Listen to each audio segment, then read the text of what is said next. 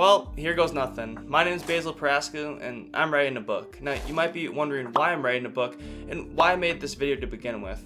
Well, to answer those two questions, I'll answer the second one first. So I actually told someone that I would make this video if I ever started writing a book. So here's the video. So if you're watching, you know who you are. This is for you, kind of, in a way.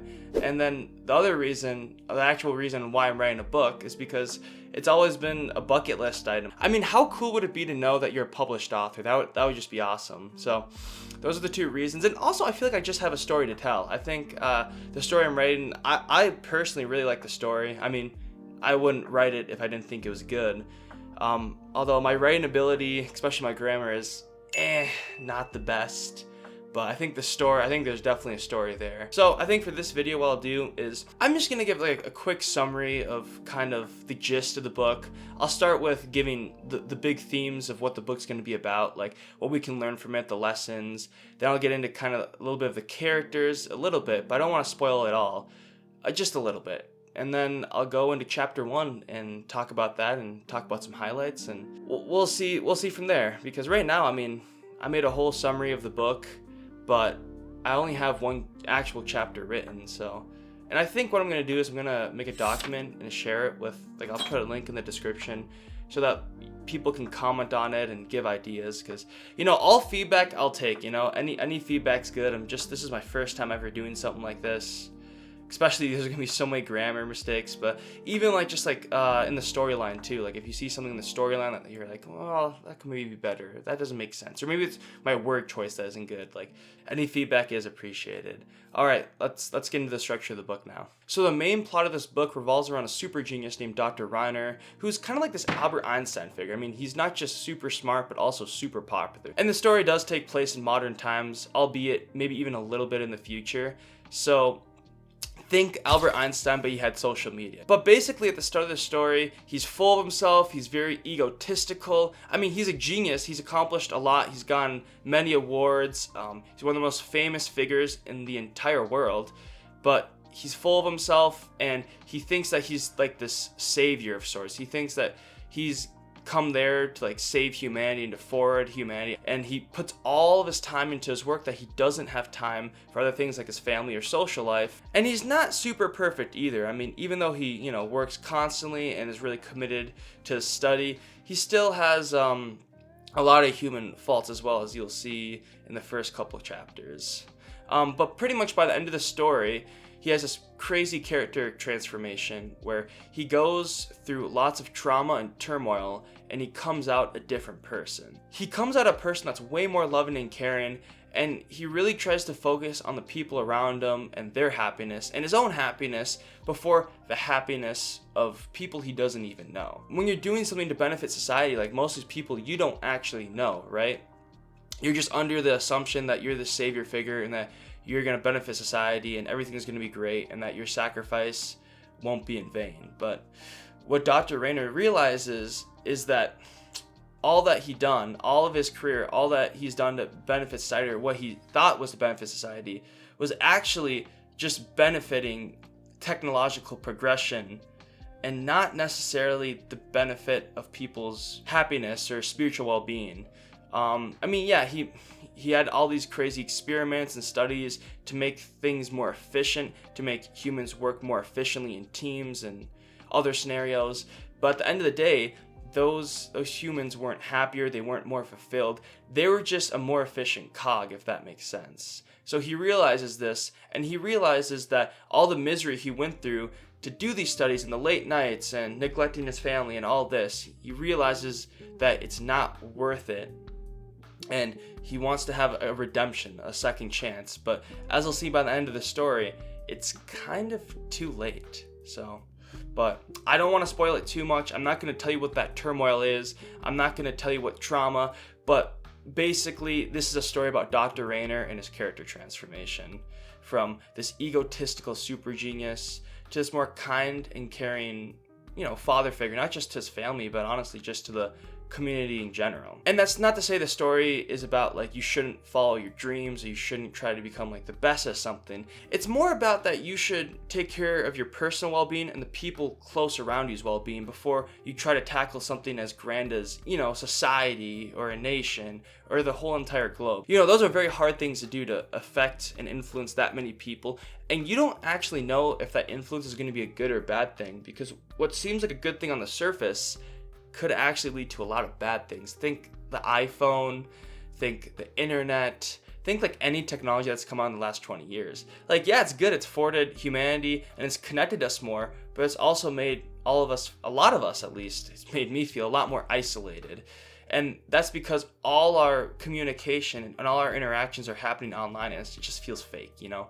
I mean, if you want to, it's really good if you want to connect, you know, to your auntie that you haven't talked to in like 6-8 months, but when all our interactions come online, I mean, just, at least for me, you know, it doesn't feel real. I mean, I grew up with technology and social media all my life. You know, I've never I was born after YouTube was founded. So it's like, this has been my whole world, but it just, I can definitely see an effect on me and many others in my generation. It's not good. And it's not that the technology itself is bad, but it's abused so much. So that's just one example I can compare this story to, where it's like, even though, you know, you think you're a Steve Jobs figure and you think that you're going to benefit, influence, and forward humanity, but then you have to stop and question yourself. What are you forwarding? You're definitely advancing something. You're advancing technology, you're advancing human progression, and these are good things, but then you have to, you know, realize the cons and be like, well, okay, but here are the cons, because there's pros and cons to everything. But that's enough of, I guess, my philosophy. I'm going to get into some themes of the story, which I guess is kind of also philosophy in a way, so I guess we're still talking about philosophy. So I guess I've already been over the theme of family comes first before you try to tackle, you know, bigger things, bigger fish. But I think some more ideals of this story is that never put too much faith into something you don't have control over. Because as you'll see, Dr. Rayner, he put a lot of trust in the government of his nation. And it kind of came back to bite him in the end, as you'll see. I can't spoil it, but it comes back to bite him. An interesting theme that you'll see in the story too is this concept of gray, if you know what I mean. So like, think of black and white things. A lot of the things that happen in the story, they're gray. They're not black or white, they're kind of a mix. And as you'll see, there's going to be a lot of betrayal, and you'll see people going from like these stable, happy people to these savages, right? But it's not just pure evil or pure good. It's a mix of both. And you'll see kind of like the human psyche and how they work and what people prioritize, you know, when it really comes down to these important decisions, when it really matters, when you have to make these life-altering decisions. And I think it's very interesting because I think there's recent scenarios that we've seen kind of like that. So yeah, that's kind of all like the themes. I mean, I think there's a couple more themes, but that's just like some of them I can think off the top of my head.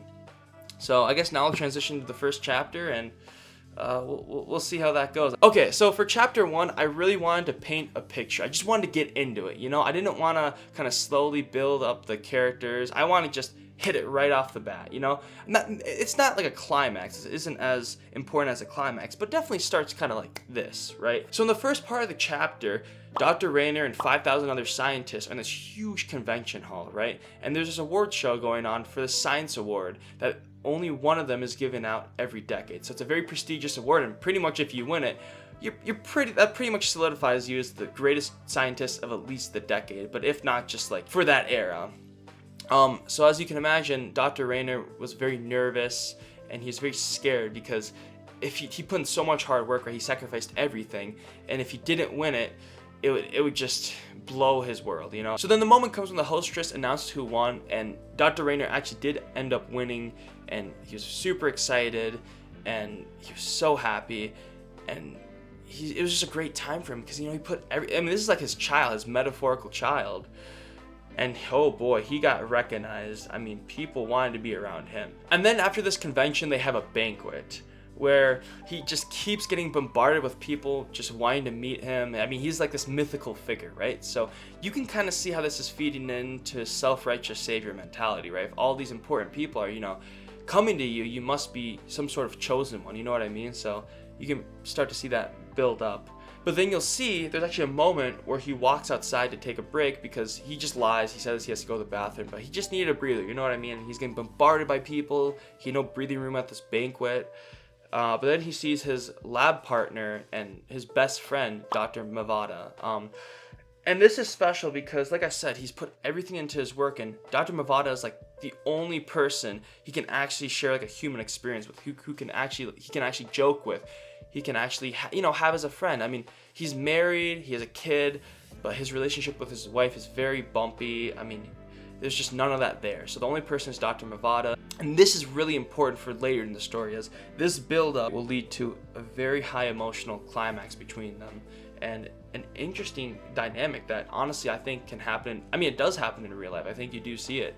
So it's kind of scary how real it feels, but I think you guys will like that. Then pretty much the chapter ends by him going back to the banquet hall, talking with people, and then he gets a little flirty with one of the women there, and then long story short, like after, like as the banquet was ending, at the first opportunity he got where socially acceptable, he went out because the woman gave him like her contact information pretty much, so he pretty much went out to go find her. But then as he was exiting, he actually got stopped by the Secret Service of his country. I should have explained this before, but Dr. Rainer is part of a made-up country called Mancunia, which it's kind of like the United States in a way. I mean, it's kind of like the most powerful country in the world. So 2 Mancunian Secret Service agents escort him to this room where the Secretary of National Defense is waiting for him, as he has really important news to tell him, which is gonna be the start of chapter 2, and you'll find out what the Secretary of National Defense wants from Dr. Rainer. And I'll just say it's a pretty important task, and they really want his help because they know just how smart he is and how brilliant and how popular he is. So they think that he can be a really good asset because Mancunia has a really big threat. And I guess this is kind of foreshadowing a little bit, or maybe even spoiling, but I'll get into it a little bit. Where pretty much the book, the title of the book is called A Trip to Phoenix Bay, and pretty much Phoenix Bay is the city in Mancunia that has just gone chaotic, like so chaotic that they have had to wall off the city from the rest of the country and cut off the internet so the chaos didn't spread to the rest of Mancunia. So long story short, he's pretty much going to need Dr. Rainer's help in Phoenix Bay for something, and you'll see that very shortly in chapters 2 and 3. So yeah, that's kind of the premise of chapter 1.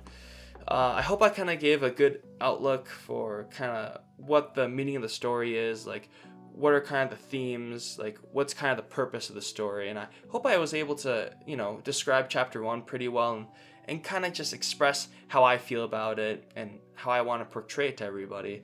But again, I'm going to link the rough draft of chapter 1 I have. I mean, there's definitely going to be more changes. I've gone over it like once or twice and revised it, but again, I'm really bad at grammar, and I think I'm a decent storyteller. I'm not the best writer, so my word choice might seem weird to some people. So I think for sure, if you guys have suggestions, even like plot suggestions too, like I'm open for any suggestions. I'm going to leave it open. This is my first time doing something like this, so if you guys want me to keep, whoever's watching, if you want me to keep doing it, I'll keep doing it. I know, I just made this because I said I would, and I try to keep my word on stuff, so. But after this, I technically don't have to make another one. But, if people like this, I don't know, because, if people don't enjoy this, like, I'm not going to make another video. But if they do, I'll be more than happy because, this is fun for me. This is a fun side project for me, writing this book, and if I can, get it released sometime this year, that'd be, one thing I can cross off my bucket list, which would be dope. So, yeah, that's all.